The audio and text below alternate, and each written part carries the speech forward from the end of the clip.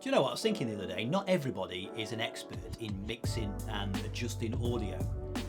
And we just sometimes just need the quick wins in order to be able to make the thing we've done look that tiny bit more creative. So that's why today I'm going to show you how to do this.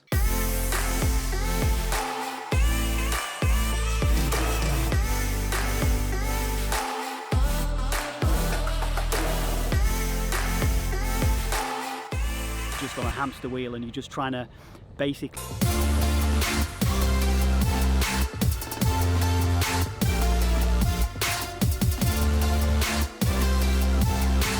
What's happening, guys? Dan Debenham here.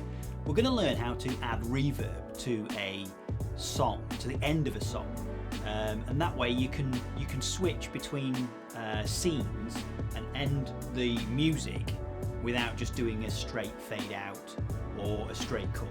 It at least gives that music a little bit of, it moves it in from one scene, from the last scene into the next scene, and so sort of knits together the video a little bit. So without messing around and without too much chatting, let's dive into Premiere Pro and we're going to have a look at how we do it, because this is all done in Premiere Pro. It's not done in Audition, it's done in Premiere Pro. So let's dive into Premiere Pro and have a look at how we do it. This is a pretty simple and easy effect to achieve in Premiere Pro, but it's one that adds an element of creativity to your final video.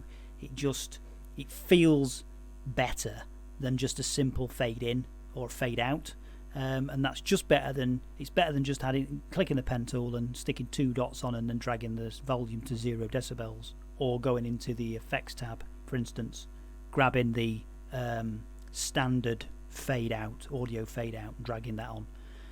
It just feels like the song has ended, and you can do this with any song that you've got.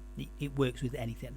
So there are a few things along the way that we'll need to set out and get sorted, which you may not see in your version of Premiere Pro, and you may have to switch that on, but we'll go through that as and when we need to.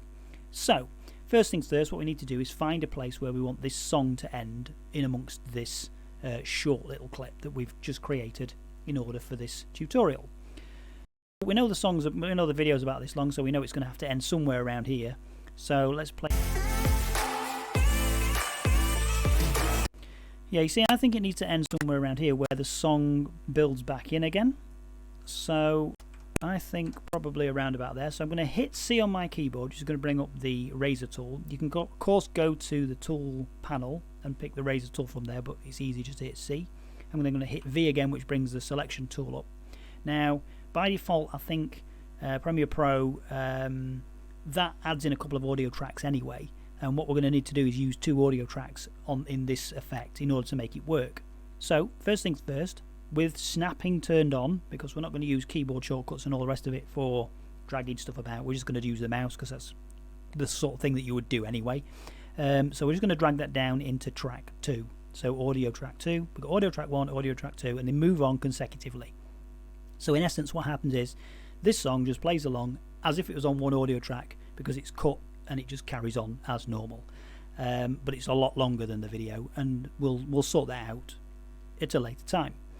So the next thing we need to do is we're going to need to sort out mixing this audio in order to be able to get the reverb on there. So what we're going to do is we're going to come up here, and you've obviously got audio clip mixer here, but that isn't what we want to use. We need another type of audio mixer. So we're going to go up to Window, we're going to go to Audio Track Mixer, and we're going to click OK. And now we've got Audio Track Mixer and Audio Clip Mixer, and it's a track that we're going to mix, this whole track. So this whole audio track. Now here you can see it's got 4 bars here, 4 options, and we've got 3 options on this one. So we want this one, and it's got this arrangement up here.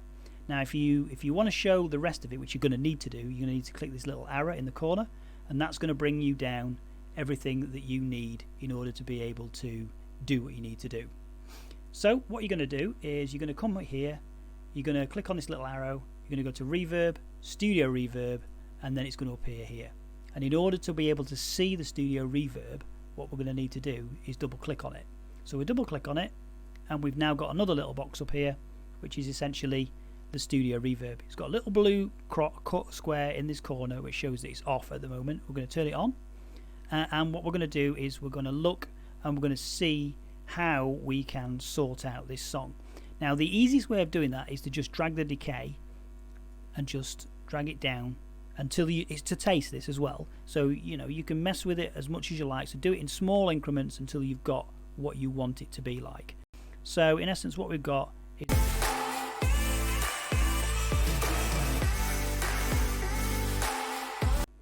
and what we're also going to do is we're going to mess with the wet as well. We're going to bring the wet out, so that's going to make it a little bit more sort of tinny and a bit more elongated, but it's still not. So what we need to do here is we need to come across, we need to come down to our new item, and then we need to select something in here which will allow us to make those changes or make them apparent, and that something is either a transparent video or an adjustment layer. In my case, I'm going to just make a transparent video, and I'm going to drag that onto visual 2, so video 2, and I'm going to eke it out so it's as long as it can be.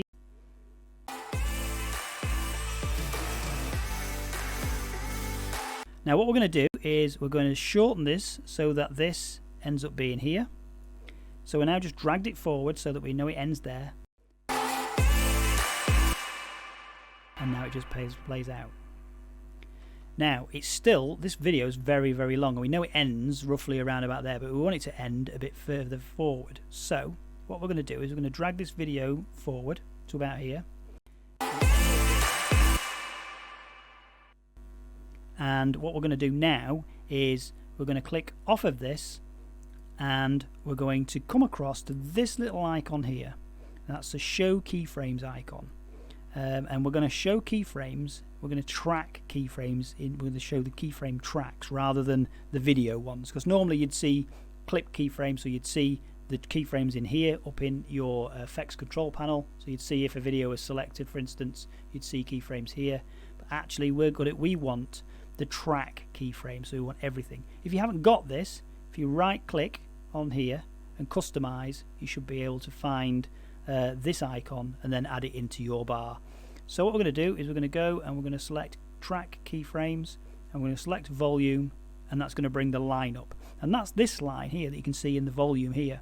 It's all the way across, regardless of whether there's music in that or not. It's going to alter the volume of that track with or without music. So with that in mind, what we can then do is we can just hit the pen tool, and we can put a couple of the keyframes in, hit V, and then we can just drag that down like so. And then effectively what happens, and that's basically it. That's all you need to do. See what I mean? See how it just sort of knits it together? You sort of like, you know that's what's going to happen when you get into the next scene. You're going to see hear the music finishing from the last scene, but it's not that just general steady fade. You know, the sort of like get 2 pen points and just drag one end down and then you're good to go. It's got that sort of decay to it, and that just adds that little bit of like, oh yeah, this is part of the same thing to the viewer.